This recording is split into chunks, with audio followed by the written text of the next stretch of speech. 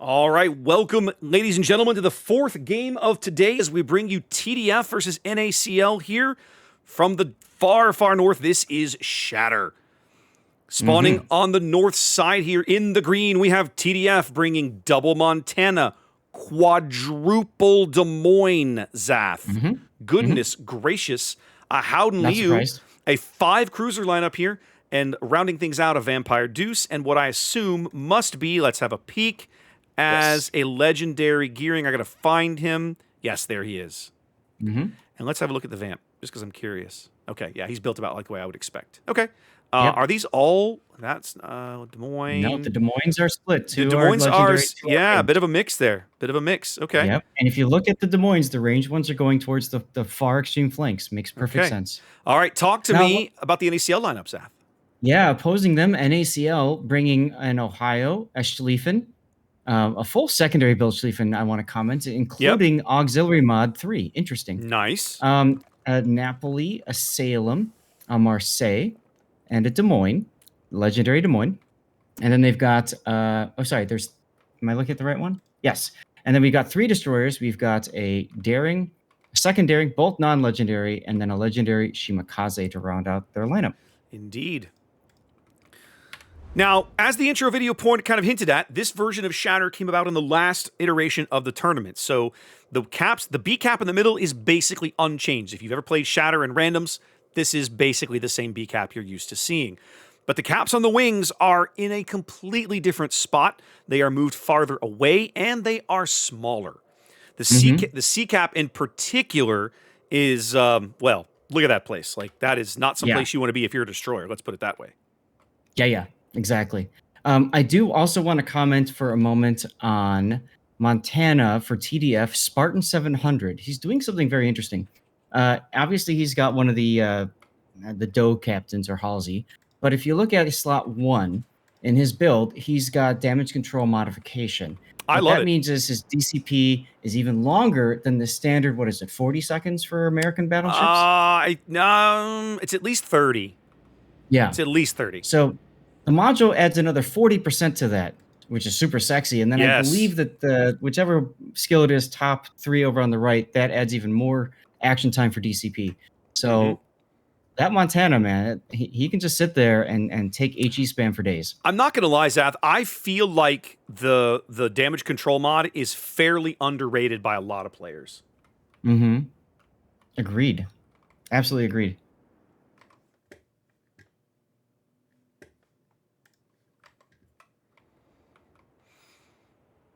Well, a little bit of early fire trading. Yeah, trading here over the Howden Liu. He tried to bomb the Daring, which was caught on Des Moines radar. Still not on Des Moines radar.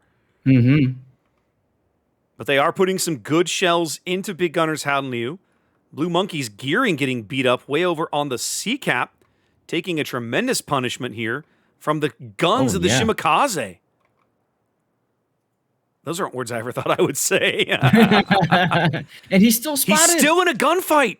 Oh, what are you doing? Because he's on fire. Yeah, he's on fire. But I mean, like, why would you take the risk? Until you're in the smoke, like well within the smoke. I'll bet you he saw those torpedoes from the Shima, and he did. Got scared and hit W really hard, forced him out of the smoke. He stopped. He reversed, traded a little bit more HP because of that. Spartan taking a good-sized hit. What just hit him has to have been the Schlieffen, I'm guessing. They've done a really good job burning down poor Big Gunner as well. Oh, yeah. His next heal is 30 seconds away, and he's 10 seconds from a repair.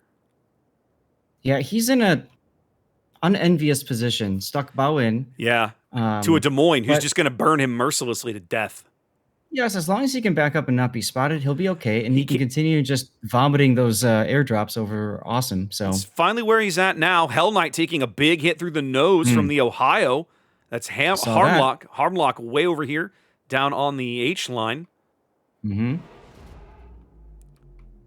NaCl that strikes first, picking up the A cap here on the back of Cross Map's Daring. Cross Map Clap. What a great name, Zath. Look at that. Gotta love it. What's interesting was it was Pammy Rogue over at Charlie. Radar did not come out to shoot anybody. I really expected him, once those 3 torpedoes from Speedray, the 3 racks went by, I really expected him to open up and try to use that radar to his advantage. He didn't do that. Blue Monkey opened up and And actually took one or two hits because of that, even though he was in a smoke. Absolutely got hammered for it now. Submarine bias over here on the 2 line. Going to flip the 8 cap back. So that early cap advantage to NaCl, they're going to lose it almost as soon as they grabbed it. As the Blue Monkey's gearing also picking up C.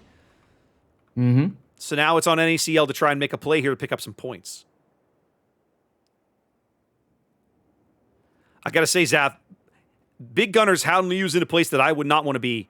And that is in a bow-on duel with an opposing Des Moines. Like, I don't want any part of that guy. I mean, the big thing is, can he stay unspotted? And you can see Awesome is continuing to just lob shells over and guess, and he's actually guessing right. But the other thing is, Big Gunner knows where he's at.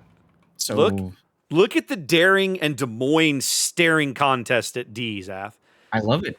The Daring has the Des Moines proxy spotted. Harmlocks Ohio is just continuing to drop big AP shells through his deck.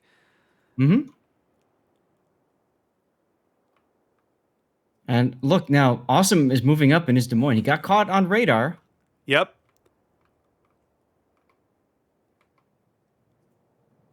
It's not doing him any. It's not really doing them much good knowing where he is, though. Howden Liu bombs now coming in for the Daring again.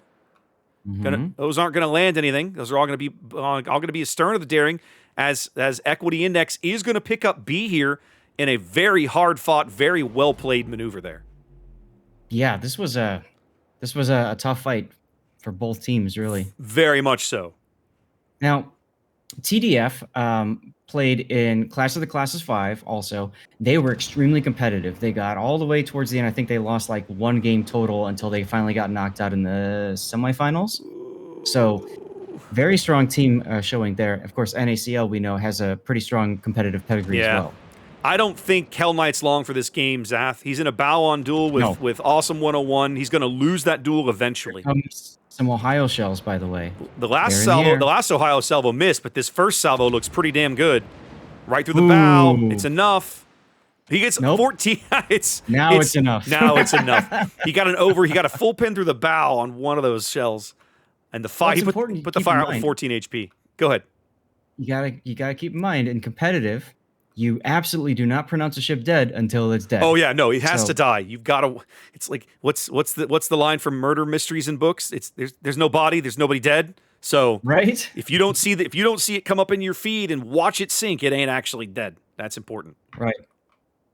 Exactly. So I mean, it was fantastic job there, showing the experience of competitive players there. Yep. They kept shooting until it was dead. Well, with B under their control, NaCl now free to rotate Equity Index's Daring somewhere else. It looks like they're going to bring him to the east side over here to back up Apple's Schlieffen. Yeah, Blue Monkey now. Look at those torps coming right by him. Very close. He and the Shimakaze are playing a very cat and mouse game here.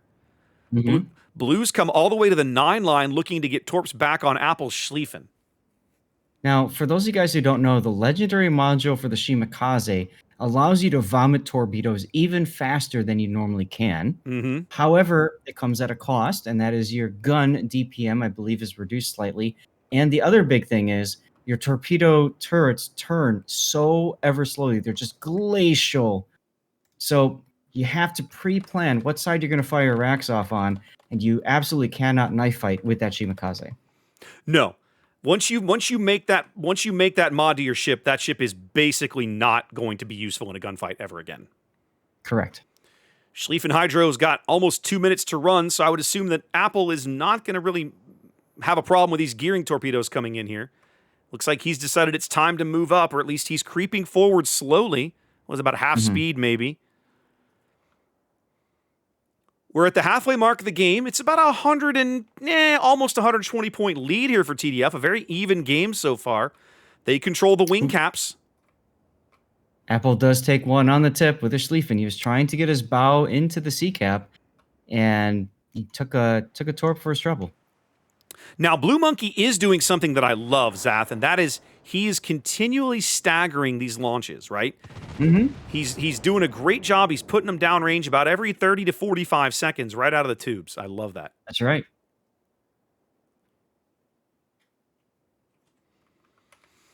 Now, Big Gunner at 1,000 and burning. they're going to get him. They're finally going to pick They him got up. him. There he is, left all by himself in the middle of the board, unable to really do anything. They do finally bag the Howden Liu here along the 5 line. So now it's a 2-ship lead. They're still upside down on points, but if you're NaCl, you have to feel kind of good about where you're at in this game. Yes. Now, you were talking at the start. You seemed a little surprised to see so many Des Moines. Why is that the case, sir? Well, it's not a matter of a surprise. Des Moines is an excellent ship, but in general, when you want to, my experience is that you don't necessarily want to put all your eggs in one basket, right? The beauty of cruisers at Tier 10, in particular, the various cruisers that now exist, you have a lot of capabilities offered to you. Do you want 12-kilometer radar? Do you want crazy AP? Do you want fast-firing guns? Do you want whatever? Like, there's a cruiser you can reach for in almost any situation you can think of.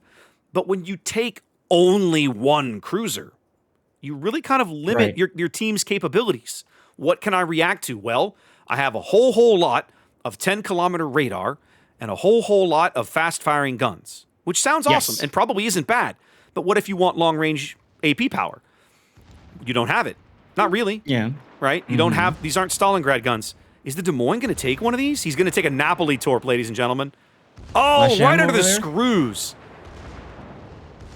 Right under the screws. Which Des Moines are you talking about? I'm looking at so many of them. Thank you. Pammy Pammy getting pushed here by the sleeve and gonna go out to the torpedoes. He's dead. That's it.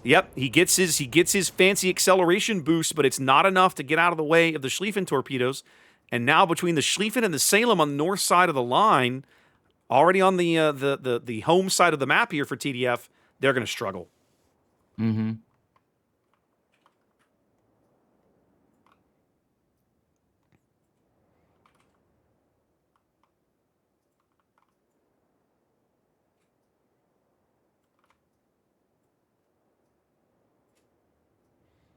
Sea-Cap's flipping now. Gearing goes down. Blue Monkey dies. They finally caught him out. Looks like they did. Finally caught him out. Where did he die? Did he die in the smoke? He died over here in front of this smoke screen? Yeah. Yeah, he drove right in front of this Daring and Shimakaze and got melted. Yep. And then we also just lost the Vampire Deuce for TDF. Yep. Everything coming up NaCl. Once they had that 2-ship lead, they're able to turn around and flex their ship and health advantage. And we see it here now. 7 minutes left to play. They're going to own all the caps very shortly on about a 250-point lead. This game should be over in a couple of minutes. Mm-hmm. Mm-hmm. Now, getting back to the discussion on the Des Moines. Ooh, Apple just got smacked. Back to that discussion, one of the things I noticed on the EU today was we saw an awful lot of Des Moines. And I think that's in part because of the global bans of so much 12-kilometer radar. Des Moines is relatively easy-ish to play, right? You put it in a position. It's like the Roman gladius, right? It just buzzsaws whatever. It doesn't have the range, but you get it into position, right? And they just hammer whatever. Speaking of being hammered, there goes La Chems, Des Moines. Yep. Yeah. And that's the strength of Des Moines. DM, if you remember a long clan battle seasons ago, right? When I used to play with you guys in Kraken, that was Moskva was the ship, right? For that. Like it was like, okay, you don't show up, you don't play a lot with us here. Have a Moskva. You pretty much can't go wrong. We trade battleships over here on the 9-10 line as the Shimakaze torpedoes claim the Montana. But the Schlieffen shells claim the Montana, but he gets his revenge. Yeah, the shells high-fived each other on the way to kill each other. Pretty much, yeah. They're opposite each other. Pretty much, yeah. But yeah, I feel like Des Moines very much falls into the same category, which is you can hand a Des Moines to almost anybody, and it's a ship that is very, very straightforward, okay? It's very capable.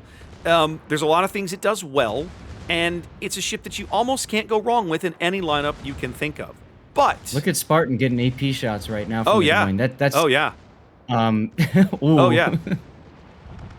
Full pins in the butt. That's enough. But I think that it is possible, and I think this game is a good example.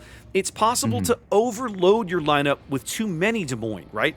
The beauty of cruiser in King of the Sea, especially Tier 10 cruisers, is that you have such a wide variety of capabilities.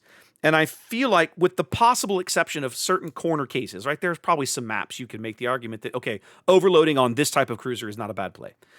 But I think that in general, you want to be looking for opportunities to maximize the diversity of that cruiser lineup, because it will handsomely reward you in the end. Yes, absolutely. Take a moment and look at the NaCl logo, by the way. So I want to comment on that for a second there. The clan leader, Russian Balance for Life, that's his wedding picture. If you look What? very carefully, that's his head. They took with out his head with the NaCl. sunglasses? I see the head with the sunglasses. Okay. Yes, looking like electrons there. Yeah, So, around the CL. I love it. I love it. nicely done there. Well played, gentlemen.